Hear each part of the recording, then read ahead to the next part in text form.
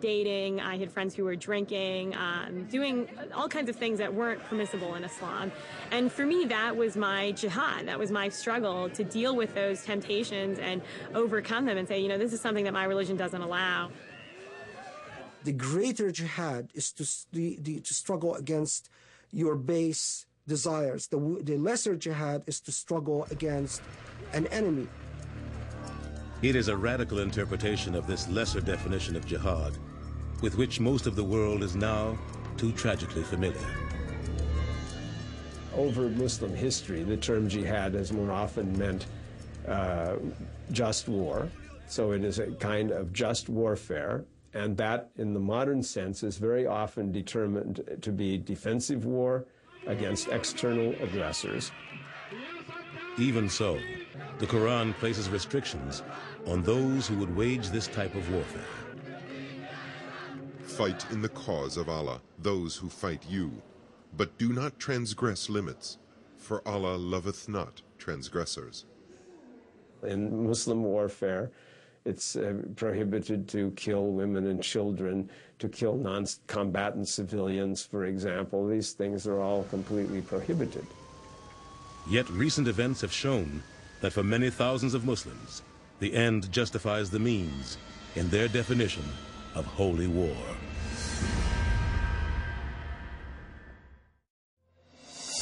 The events of September 11, 2001, left an entire world speechless with horror. Long before any news report had identified the perpetrators of this heinous deed, many Americans already assumed it was the work of extremist Islamic terrorists. How did a religion that preaches peace and tolerance become so entwined with violence in Western thinking? America's first public encounter with Islam began with the confrontational rhetoric of the Black Muslim movement, the Nation of Islam. We're not American. We are people who formerly were Africans who were kidnapped and brought to America. Our forefathers weren't the Pilgrims. We didn't land on Plymouth Rock. The rock was landed on us. Islam had arrived in America long before the racial turmoil of the 1950s and 60s. Millions of black slaves forcibly shipped to North America in the 18th and 19th centuries came from the largely Islamic nations of West Africa. Once they reached America's shores, they were stripped of their identities, heritage, and even their religion. I have to accept that we were completely cut off from our past culture, and that includes Islam. In 1930, Wali Farad, also known as Wallace Fard, created his own form of Islam in the poorer neighborhoods of Detroit. He claimed to be a prophet sent to help black Americans rediscover their heritage as both Africans and Muslims, and thus founded the Nation of Islam. They were the discontents, and Farad knew that. He knew that if he could reach them with his message, many of them would accept it for a new mind and a new way of perceiving themselves and the real world. Elijah Poole, the son of a Baptist minister, was one of Fard's earliest acolytes. When he came to Detroit, within a few years, hard time during the Depression, he met Mr. Farad. He made such an impression on my father that he had my father as a willing and obedient servant till death. Poole changed his name to Elijah Muhammad and became the chief minister of the Nation of Islam. In 1934, he took over the organization, and over the next 3 decades, gradually transformed it into a powerful political force. Yes, sir. But I represent to you God in person. One new member was Malcolm Little, whose part Egyptian mother had exposed him to Orthodox Islam in childhood. While an inmate at Norfolk State Prison in Massachusetts, Little became aware of Elijah Muhammad's movement. He was doing, I think, 11 or 14-year sentence when he heard my father. After joining the Nation of Islam in 1948, Malcolm Little adopted the last name of X as a rejection of what he termed his slave name. No, what was your name? Yes, sir. And why don't you now know what your name was then? Where did it go? Where did you lose it? Who took it? And how did he take it? After his release from prison in 1952, Malcolm X became the national spokesperson for the Nation of Islam, increasing membership and spreading Elijah Muhammad's word.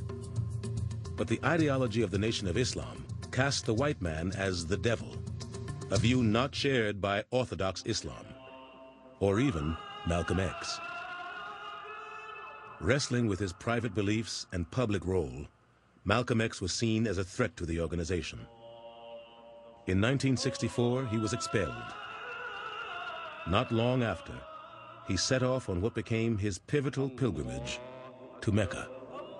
It was on the pilgrimage to Mecca that his eyes were really open. He looked around and he said, my goodness, you know, there are people with blonde hair and blue eyes and people with very dark skin, and he saw that Islam was a religion of people of all races and all nationalities.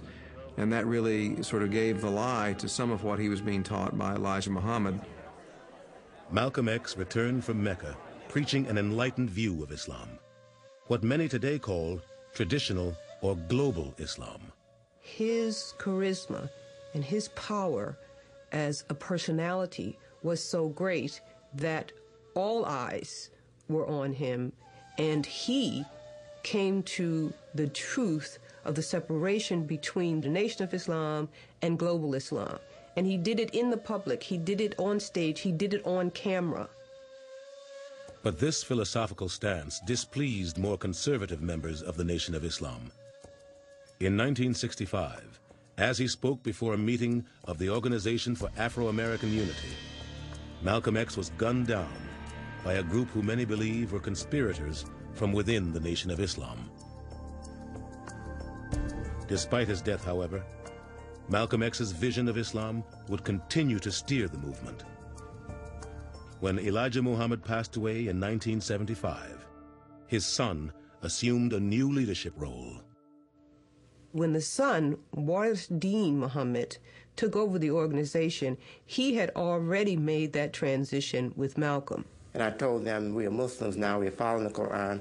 We should identify more clearly with Muslims all over the world.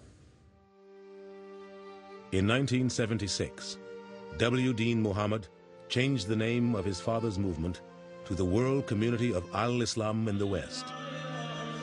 And today, most African American Muslims worship side by side with Muslims of all races and colors from every corner of the world. Some, however, rejected this reform and became followers of Louis Farrakhan's splinter group, which he also named Nation of Islam. But Americans were soon to be faced with more images of Muslims at odds with the West. This time, the flashpoint was Israel. From its birth in 1948, Israel has been the focus of a bitter territorial dispute. Many of its early opponents were not Muslims, but Palestinian Christians. In recent years, however, the conflict has taken on the qualities of a holy war. 1967. In the Six-Day War, Israel successfully crushed the military forces of the threatening Arab states. The victory would only escalate the tensions in the Middle East. 12 years later, Americans would awaken to the fact that they too were targets of rage, this time from fundamentalist Muslims. In the wake of a popular rebellion against the US-backed Shah of Iran, the Ayatollah Ruhollah Khomeini, a highly respected Shia cleric, returned from exile in France to establish a new Islamic government. The Ayatollah's revolution, which symbolized the response of ordinary Iranians, was also a response to modernity itself. How far would the modern age impinge on and change traditional life in Iran? a lot of people felt there were too many changes taking place and too fast. Because it was seen as an ardent supporter of modernity at the expense of Islamic values, the U.S. was cast as the Great Satan.